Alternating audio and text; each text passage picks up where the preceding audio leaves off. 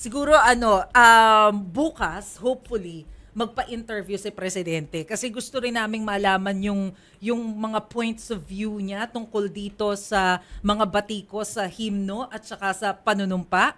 Uy, pero nabalitaan nyo ba hindi na siya pupunta sa Switzerland? Oo. Si Carlito Galvez na. Oo, si Carlito Galvez na yung pupunta. So, si BBM kaya memorized na yung himno? Pakantahin natin yan. bukas. Sigurado Pag nagpa-interview, pwede ba yon? Kung willing si Presidente, Dapat willing siya. Admin niya yun eh. Oo. Itong pinapakita natin na video, kuha yan kahapon sa Malacanang.